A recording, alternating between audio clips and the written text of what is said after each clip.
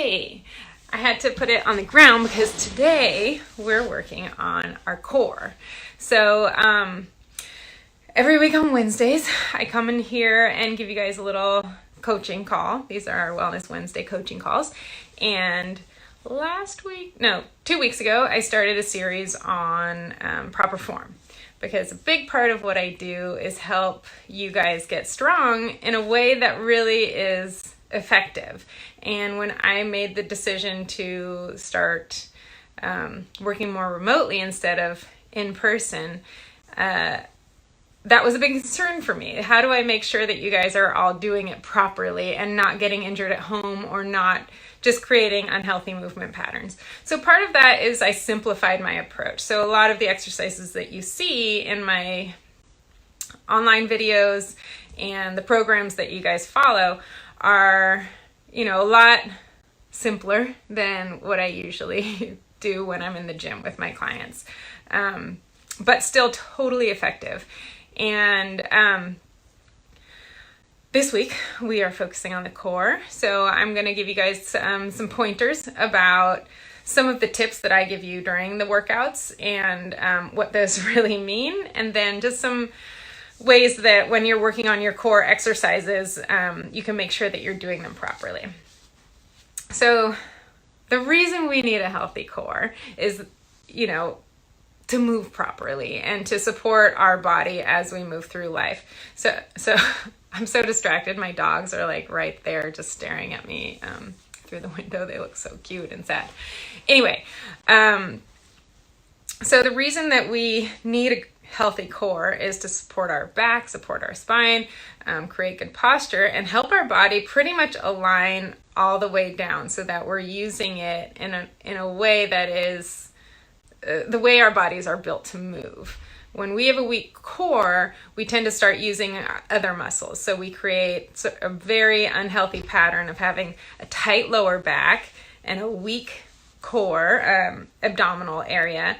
We then have weak glutes from sitting and tight hip flexors. So we've created a little bit of an X in our bodies. And what we want to do is actually reverse that X. And this is a common X that most people have, whether you just had a baby or carried a baby in your belly for 9 months, or are a new mom, you didn't carry a baby.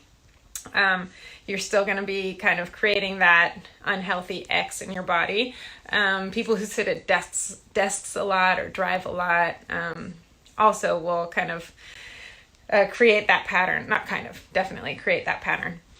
So we focus a lot on getting our core nice and strong, working on our posture, working on our tush and hamstrings, and stretching out our hip flexors and low back. So we want to reverse that X.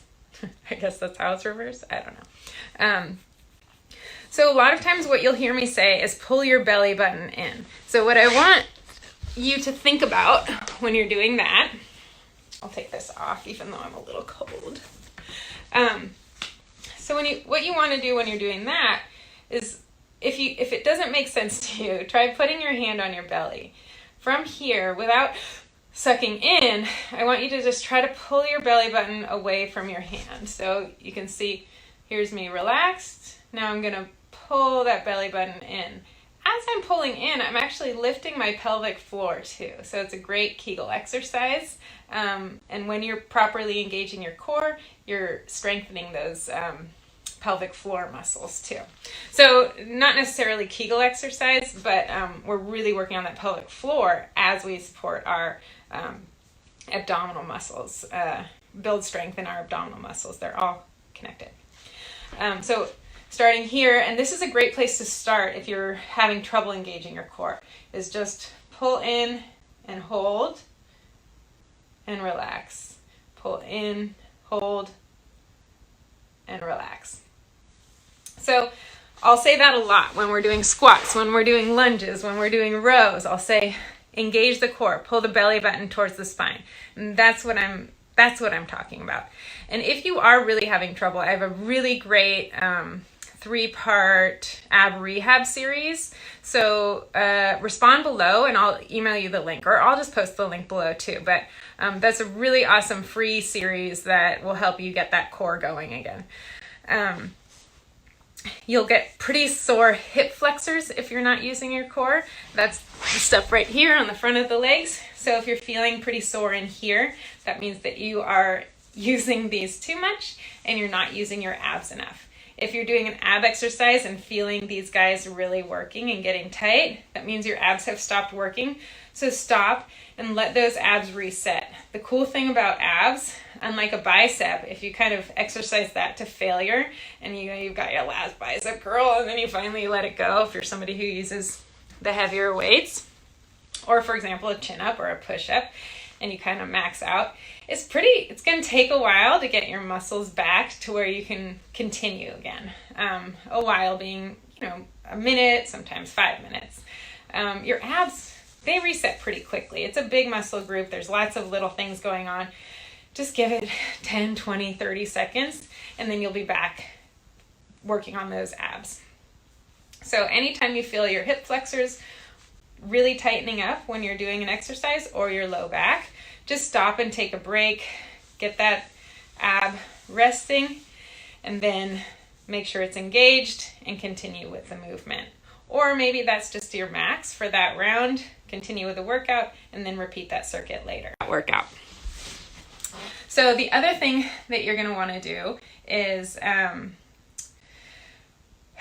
focus on creating a neutral spine. So another thing that I tell you guys is keep your spine neutral, keep it tucked, keep it arched, pop your booty. So I'm going to go over those positions for you. So when I say keep your spine neutral, you're really just following that natural curve of your back and then drawing in your abdominal muscles and using them to support this curve so that as you go through whatever motion, you're not bending through your spine. You're, for example, hinging at the hips or whatever we're asking you to do. That spine is staying in that neutral setting and your abs are holding it there. So that's neutral spine. When I say hips tucked, you're going to be pulling that low back kind of out, pulling the hips up towards the ribs, and really squeezing the tush to tuck the hips under. You'll notice I still have a little bit of a curve here. I have a pretty big curve in my back in general, but when I'm lying on the ground and I do this, my back, there's no room for me to slide my hands in here. When I'm in a neutral spine, there's a tiny bit of room for me to slide a couple fingers in there, and that's fine if you keep your core engaged. To tuck, your spine should be pressed into a mat. Hold it here. Hold those hips close to your ribs and keep that belly button pulled in. And that's your tuck position. A lot of the stuff we do lying down on the ground is going to be tucked. And this week we're doing our, what do I keep saying? I'm tired today. So this week we're doing planks, and that's our fitness challenge. So for those of you who want to add sort of a daily challenge to your strength building, you want to really see results, or even for those of you who are not ready to really add a ton of full workouts to your weeks, adding in this daily challenge is a really great way for you to kind of stay on track and keep building strength and start creating that mindfulness around where can I fit in just these 2 minutes of my fitness challenge, 2 minutes of planks. So when you do a plank, and this is one that I see done incorrectly, like kind of a lot, so I really want to touch on it. When you do a plank, you can be on your arms or your elbows. Either one is totally fine. So when you're in your plank, a lot of people have their butt kind of up like this, and you've got sort of that neutral spine going. And right here, I'm really using my back. My back is tight. I'm using my hip flexors. I'm using a little bit here, but I'm really not using in here. So what I want you to think about when you're in a plank is to squeeze the tush, pull the front part of your hips towards your rib cage and your belly button in back, and hold it in here. You'll notice I have a little bit of a round in my spine. My shoulders are long, down, my neck is long, but I've got a little bit of a round going into my back.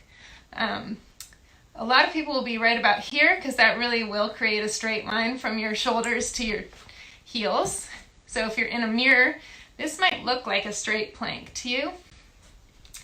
But it's very easy in that position to kind of relax the belly and tighten up the low back to hold it. You'll still feel your abs working in a nice straight position like this. So you'll think you're doing it well, but you might not be. And so the best way to do is get a little bit of a round. Squeeze that tush and hold it there. Then you are making absolutely sure that you're doing it totally correctly. So a little bit of a dome. If you notice in architecture, and I guess that's just like geometry in general, the strongest structures are those domes, right? So you're creating that strong structure with your body. So for a plank, that's really a position that you want to focus on creating a little bit of a round. And sometimes you'll be in a class and the teacher will come by and be like, oh, straighten out, not so much curve. They're wrong. So you can like do whatever they want if they won't leave you alone, and then just like fix it later when they walk away. I find that a lot of class teachers, often a class that you take, the instructor doesn't really need to be super certified. Maybe they go for a weekend to learn how to teach that class. So they don't have a kinesiology background. They don't have an awareness of the physiology and the connections, and they just know how to teach that class and the positions that they've been taught to teach people. And that's not the case all the time, for sure. There are tons of great class instructors. But just to be sure, like if you're ever questioning what they're saying, ask me in here. That's what I'm here for. And just don't take their word 100%. If you're questioning it, look into it, ask somebody, because they don't always know for sure. So that's my tip on classes. So anyway, we've got the planks down. I've showed you sort of the main basic positions that I'm going to be talking you through when we do our workout videos that you'll see, and that you probably have been seeing if you are a member. The other thing that is actually quite important is your upper back. So the core is really from like here to here, right? So we've got our hamstrings, our glutes, even like our quads, hip flexors, belly, and all our back muscles are all part of our core. So we're really talking about that foundation. So when you're working, you really want to engage that upper back, and you roll those shoulders down, back, and then slide them down. So I talk to my clients about bringing them back and squeezing them together and then sliding them into your back pockets. And that's it's called scaption. I don't really ever use that word. I kind of try not to use too many technical words because I find it, even for me, it gets kind of overwhelming and confusing. So pull those shoulder blades back and together, slide them into your back pockets. And this is a pretty basic position for almost all the exercises that we're going to do. Rows, push-ups, squats. You always want to have that chest nice and open. I tell people, show off your necklace if you're wearing a necklace. That's a great way to remember kind of how to hit that position. So we've got the belly button pulled in, tushy squeezed. This is a nice neutral spine. Here's a tucked position. And then the other thing that's kind of crazy, and I find actually counterintuitive, is when I ask you to do like a bent over exercise, which we do kind of a lot, especially now that we're working with a band a little bit more. But those bent over exercises are interesting. So you might think that to engage your core, so all of these are really, they're often an arm exercise, usually an upper back, like a row or a reverse fly or something like that. And you would think that tucking in your hips and engaging your core like Hulk is the way to keep your core engaged for this. But it really is an ab exercise as you're doing these. So that's the benefit you're getting. You're getting the arms, shoulders, and a really great core workout when we do bent over exercises. But the way to engage the abs is actually to pop the booty up and create that kind of tight curve in the back. So you're utilizing those back muscles, and in this position, you're pulling that belly button in, and then you've got a ton of control through the abs here. The abs are engaged, they're working, they're holding your spine. Getting alerts. Okay, so really focus on, maybe it is counterintuitive, so really make sure that you remember that. And I always point it out in the videos, but that's what I'm talking about, and that's why I'm saying it. So here, you're really gonna fatigue your lower back and use it actually if you're lifting heavy weights or doing exercises in this position. So we wanna pop that booty up like a lot, and it's gonna really pull that belly button in, and you kind of still have to too. It's gonna lift that pelvic floor, and then you've got all the control through your upper back to do these exercises here. And it's a great position to do exercises. You know, I love multitasking. The more muscles you recruit in an exercise, the more calories you're burning, the more you're working on a healthy movement pattern as opposed to just working on building a muscle. And, you know, hitting more muscles with one exercise means that you can do a shorter workout because you're getting more of the muscles going at once. Okay, so those are like the main points. I'm gonna go down on the ground a little bit here, and I know with like the way the camera's oriented, it's gonna be a little harder to see, but I'm gonna try. Okay, so we've got a few other exercises that I love to do in my workout, so I'm gonna go over those with you. The first is a Russian twist. So you sit with the knees bent, and I like to pop the toes up. I don't know if you can see this for that one.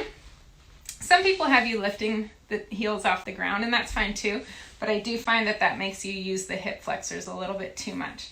So I keep the heels down, and from here, you're just gonna kind of roll down your hips and tuck that tailbone under and get a nice tuck going in your lower spine, but keep that upper spine nice and extended. So you're really pulling those shoulders back and down, opening your chest. So you've got a nice straight spine with a tuck through the pelvis down here. You're squeezing your tush if you can. It's kind of a hard position, but rolling back onto sort of like those flat parts of your pelvis. So from here, you're holding this position. The belly button's going in, the pelvic floor is lifting, and then we just twist side to side, holding that position. As you get tired here, your hip flexors will start to work, and your low back might even start to get fatigued because you might be kind of relaxing that tuck position. And that again just means your abs have stopped working. So just take a minute to reset. Don't power through because you're only going to be building those hip flexors and low back tightness. So stop. When they start hurting, or not even hurting, getting tight anywhere here or here, just stop, reset, and then start again and finish that set. Or maybe that's as much as you can do, and then move on to the next exercise. Okay, so those are sort of the seated position exercises, and that's the way we want your spine and core engaged for that. When you're on the ground, again, we talked about that neutral spine. I'm kind of hoping you can see me because I have something in front of the camera. Okay, we talked about that neutral spine. Here, I'm a little arched, so I've got my hand all the way through the arch in my back. So neutral spine is where you've got just enough where you can kind of slide your hand under. You can maybe tap your two fingers together if you put both hands back. That's a neutral spine, belly button in, pelvic floor lifts, and this is where you're gonna kind of work your abs. So when I say neutral spine, and in Pilates, that's used a lot. What I find a little bit easier to hold and maintain is more of a tuck position. So you're gonna flatten your spine against the ground and really use your muscles to hold it there. And this way, you're really working on keeping that spine so it's more of a, you've got more of a goal to be working on. So press that spine into the mat, and then you can do whatever leg lifts, one at a time, double straight leg lifts, whatever I'm asking you to do there is great. If you want, you can tuck your hands kind of like this under your tailbone and just on your hips. That helps you really keep that tuck even more so that your spine doesn't lift off the ground. So I like to do that too, but watch that you don't bring your shoulders up and collapse your chest there. Okay, so that's for those ones. And as I was explaining that, I had another thought. But okay, let's move on to side planks and things like that. So as we work on the side, we're gonna make sure that our body is in a straight line here. So when you're in a side plank, really pull those hips forward and create a nice straight line up your body here. So you don't have a hinge in those hips, a nice straight line here. And you do that and maintain it and make sure that it's happening by squeezing your tush. You can't really squeeze your tush when you're bent in the hips. So hips come straight, tush is squeezed. And that's how you hold a side plank. I often use the bottom knee down because it helps to activate the glutes too. So then you're getting bonus glute and oblique work. When you're in a full side plank, you are using your glutes a little bit too, but not quite as much. It's way more intense here. So this is a great position too. Put the knee down. It's really not that much easier on your body. Like, you're still going to get a great workout with the knee down. So if you're having trouble holding that position, you feel at all like you're doing too much up here or collapsing in your chest or maybe bending in the hips, put that knee down. It's a great workout. I do it a lot. I'm super strong and I often put my knee down because I just find it more comfortable and I can really make sure that I've got the correct form and I'm not kind of collapsing in other places to just like get through it. Okay, so the next big thing about the core is stomach work, right? So when you're on your stomach, and I don't do stomach work a lot, I will in the next workout because I should, because I hate it. I don't know, I feel claustrophobic with my head in the ground, but it is good for you. So when you're lying on the ground, I don't know if I'll demonstrate because it's hard to talk, but you want to feel like you've got sort of an ice cube under your belly button and you're trying to pull it off of the ice cube that's on the floor. So you're just pulling your belly button up and making sure that you're engaging that core by not using your hip flexors to pop your hips up, but just like we talked about in the beginning, pulling that belly button just away from the floor. And that's the position that you'll be in to engage the core. So we can do, things like this, or those swimmers, or all those other horrible things that we should be doing more. They are in my workout series, the Swell Moms workout series. I use those, but in these weekly ones, I haven't been doing them a lot lately. But I will start because they are good for you, and that's a good reminder.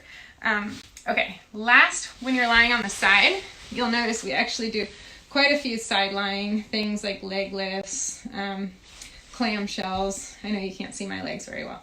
Here, again, you want to kind of feel like somebody's sliding a spatula under your abs or your stomach and your side, and just feel like you're kind of pulling it off the spatula. So you're kind of lifting and pulling in, and that's going to create a place for your hands to go under, and that means that you're engaging your core properly.